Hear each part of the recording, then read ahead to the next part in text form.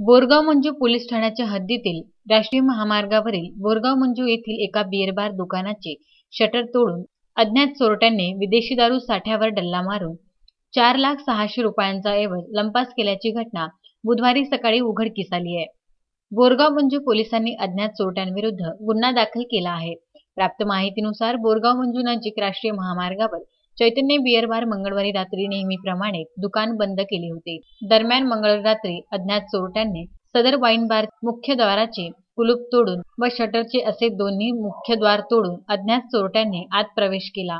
दरम्यान सदर चोरट्यांनी सीसीटीव्ही कॅमेरा याची तोडफोड करून कॉम्प्युटर सहित सीसीटीव्ही कॅमेरे हायडी सह दुकानातील विदेशी दारू साठा एकूण असा 4 लाख रुपये किमतीचा मुद्देमाल चोरट्यांनी लंपास केला।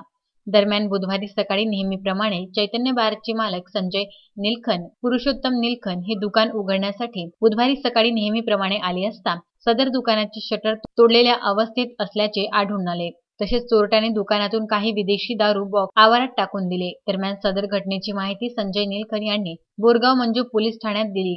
घटनास्थळी ठाणेदार सुनील सोळंकी सह हेड कॉन्स्टेबल इंगळे मोरे यांनी घटनास्थळी धाव घेऊन घटनेचा पंचनामा केला। दरम्यान पोलिसांनी श्वान पथक तसेच ठसे तज्ञ यांना पाचारण केले, परंतु अज्ञात चोरट्याचा सुगावा लागला नाही। सदर घटनेची फिर्याद चैतन्य बिअर बारचे मालक संजय निलखन यांनी बोरगाव मंजू पोलीस ठाण्यात दिली। पोलिसांनी अज्ञात चोरट्यांविरुद्ध गुन्हे दाखल करून पुढील तपास ठाणेदार सुनील सोळंकी सह पोलीस करीत आहे। संतोष गवई, विदर्भ न्यूज, बोरगाव मंजू।